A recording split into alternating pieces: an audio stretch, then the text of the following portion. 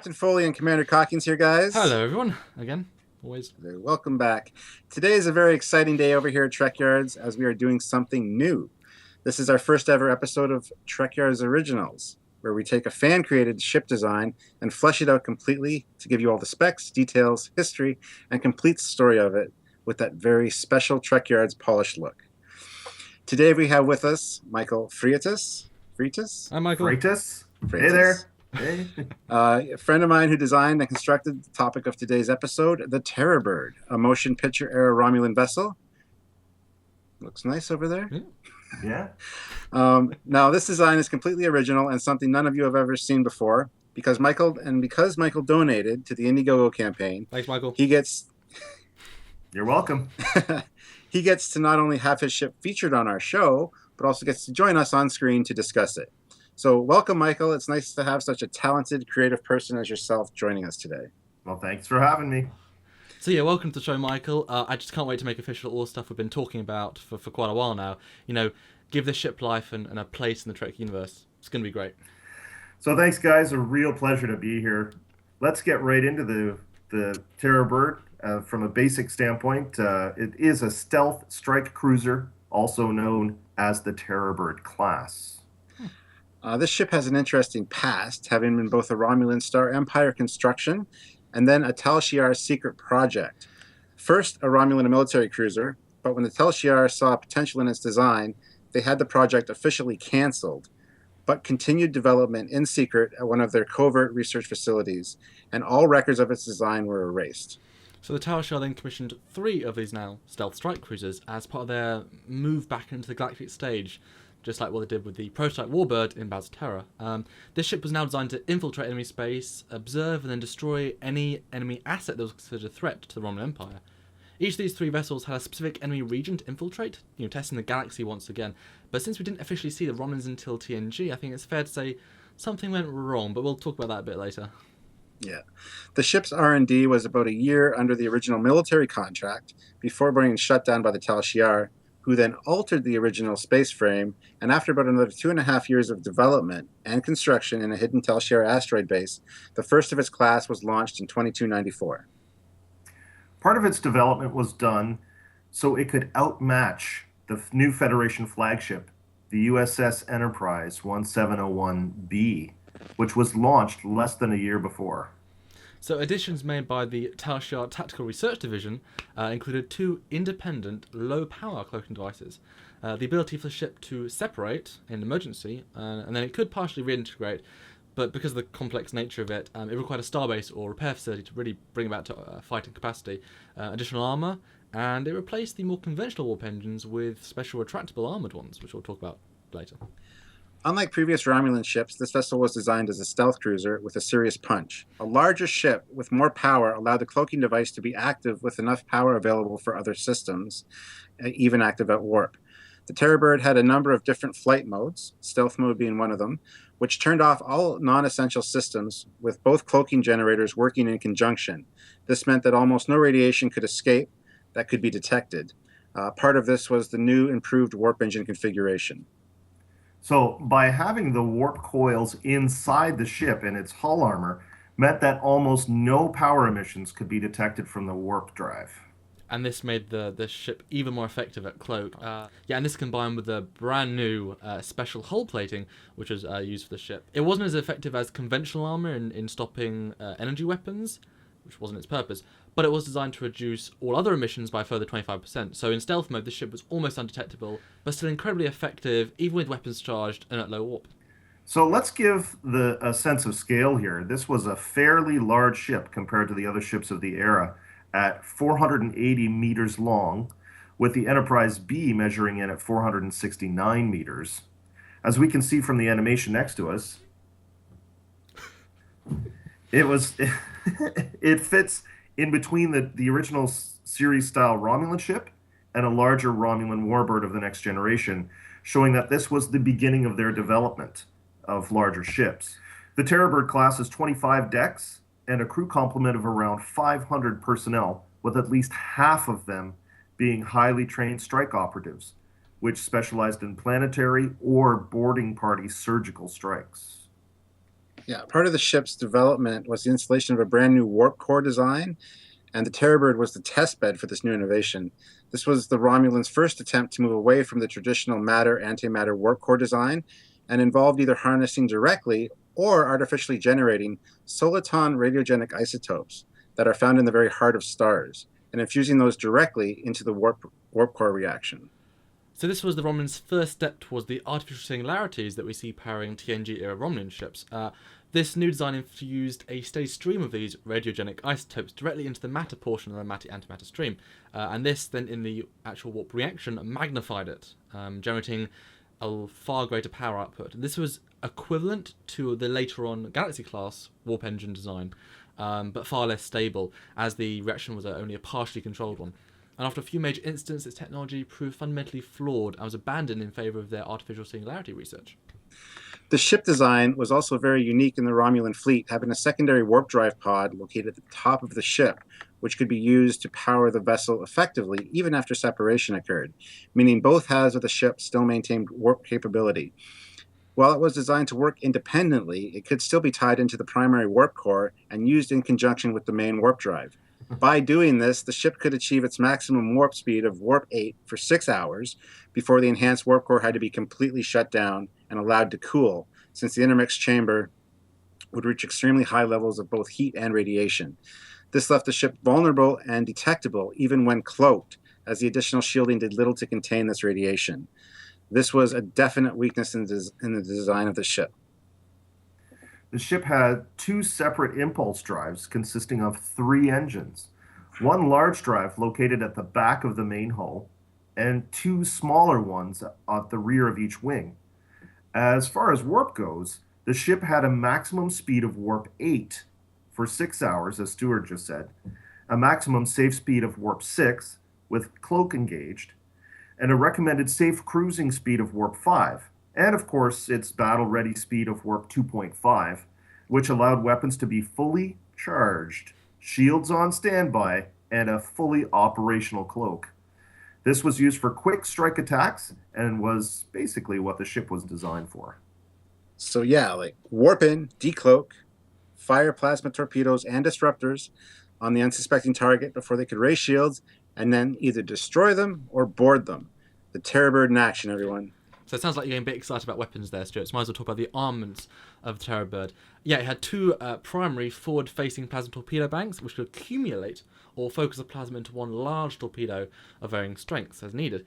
This build-up occurred around a specially designed crystal emitter array constructed to resemble the beak of the Terrorbird.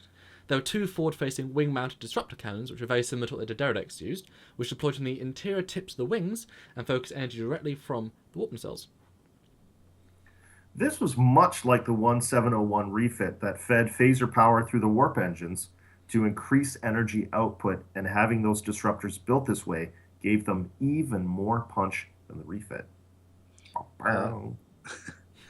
The ship had a total of 6 disruptor pulse turrets, 3 forward-facing, 2 on top, 1 on the bottom, another 1 on each side, and 1 aft next to the shuttle bay. These turrets are more of a point defense weapon designed to weaken enemy plasma torpedoes, intercept photon torpedoes, or take out threats such as shuttlecraft or fighters that may get too close. There are also 3 aft-facing micro-torpedo launchers, which can focus their plasma output, again like the front ones, to form a larger plasma torpedo of varying strength. The longer the buildup, the more powerful the torpedo would be. This buildup could, of course, be done only while decloaked, and since the ship was a first strike weapon, the time it took to charge up the plasma was almost always too long, so they would normally stick to rapid-fire micro-plasma torpedoes, which were very effective. So another distinctive feature is the dual bridge design.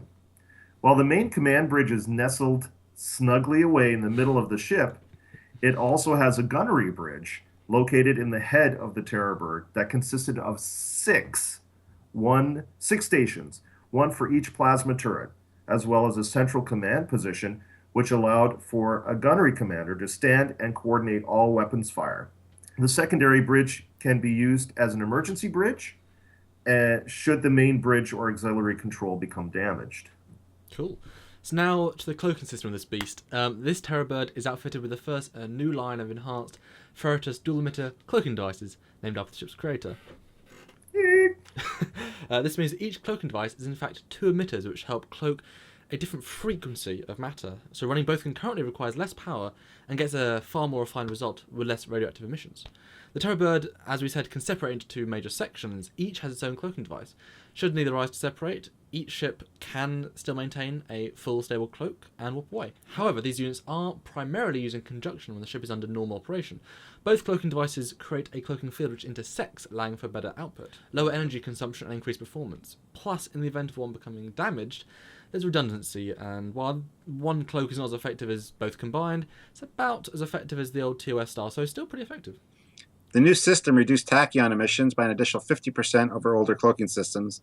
This means that when the ship was in full stealth mode and running at peak efficiency, the ship was about 90% undetectable to standard sensor systems of the time. However, a well-equipped science ship or ship outfitted with a specialized sensor palette could in fact narrow down the ship's location if looking for specific tachyon emissions or displaced antiprotons, or while the Terrorbird was at warp, as was the problem with most Romulan ships, such as the TNG Warbird.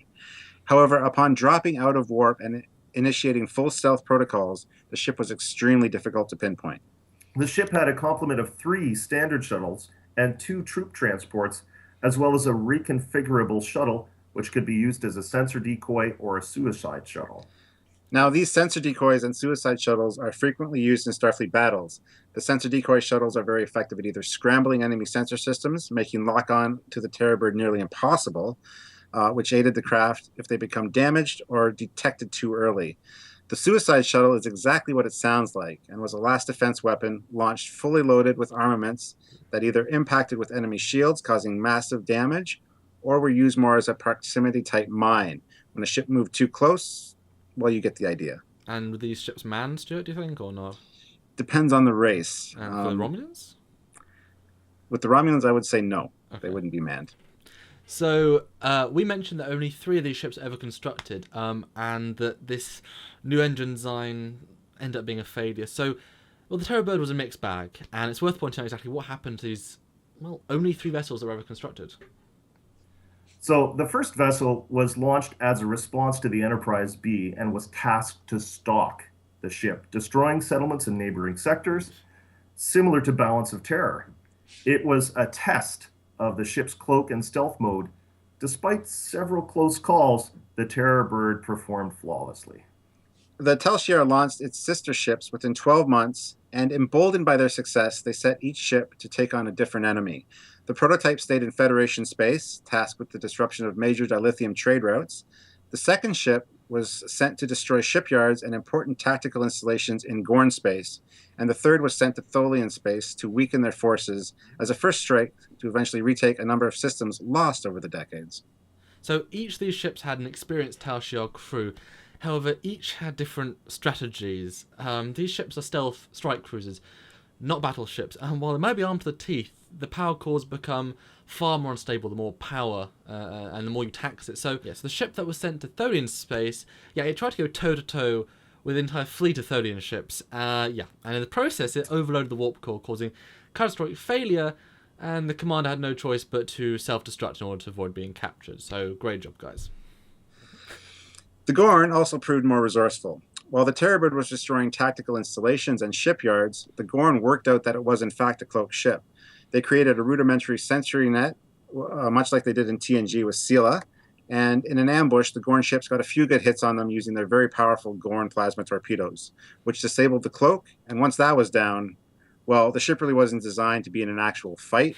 It was designed to neutralize an enemy in its first strike, so it didn't last long against their ships, and was destroyed with the loss of all hands. All those Gorns. While this was going on, the Tal Shiar decided that the Terrorbird should finally engage the Enterprise B. So they ambushed the Enterprise, but while the Terrorbird was stalking them for so many weeks, the Enterprise B actually managed to isolate what little radiation was being given off. So they managed to raise shields as the Terrorbird decloaked and survive the first hit, and that's not good for the battle. Well, it is good for Federation, but not good for Romulans. Sorry, Michael. So Captain Harriman took this opportunity to get a good shot before the ship could recloak. But this shot ripped through the hull and damaged some power conduits, so they couldn't keep the cloak going for much longer. And after they exchanged one weapons barrage, they just couldn't keep going, so the Terrorbird was forced to retreat. Yes, their arrogance was their undoing, and the Federation could never work out who attacked them. The prototype Terrorbird, having failed the mission it was built for, was sent off to finish the mission in Tholian space, and that was the last that the ship was ever seen. So it was 40 years later. A single damaged suicide shuttle was discovered from this ship. It had been floating through space, its systems fried, but the Romulans managed to get a few bits of information from its memory banks. It would seem that the Romulans had launched it in the last few minutes before the ship's disappearance. The ship was heavily damaged, and the shuttle was launched as a last resort weapon in an attempt to cause damage to the Tholian vessel nearby. But it never finished its mission that it was sent to do. But this time, there was some kind of energy pulse, and then an unknown spatial disturbance, and that's it. That's the last we heard of it. We don't know what happened, but due to molecular damage of the hull of the shuttle, we theorized that potentially it winked into a parallel dimension, but we don't know. This is all speculation, and it could still be out there somewhere. We just don't know, and probably never will. What is it with these Tholians and their web and distorting space? They got to stop that. It's bad for the environment. Seriously. But yeah, it would be cool to see this Terrorbird show up again years later. Somewhere Out there. Okay, guys, now it's time for the behind-the-scenes portion of the show. And since we have the creator of this fantastic ship with us, we will ask him a few questions. So, Michael, when did you first start designing this ship, and how long did it take you from initial concept to finished design?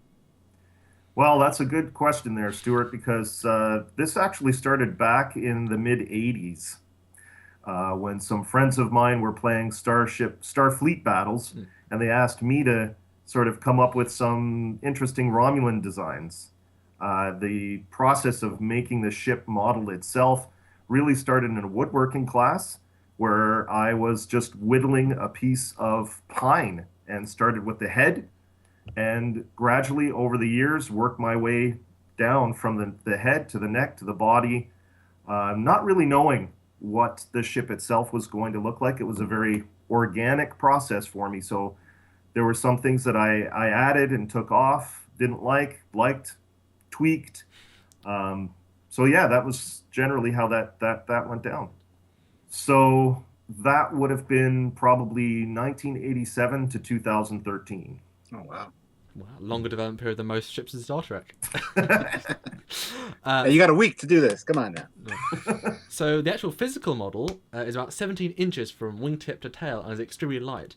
Can you tell us, Michael, what materials used to create this model? Well, there are a lot of materials. Like I said, the head is made out of pine. The main hull is made out of balsa. There's a sculpting material called Sculpey, sheet styrene, paper clips, twist ties. There's all kinds of materials there, and there's some elements of other ships that I bashed that are giving some of the details. The greeblies, they're called. The sort of technical sort of hodgepodge mechanical parts. If you wanted to look at the model, they're the inside wing. Oh, I got the model right here, actually. Sorry, I forgot. forgot all about that. Here. Yes, you did.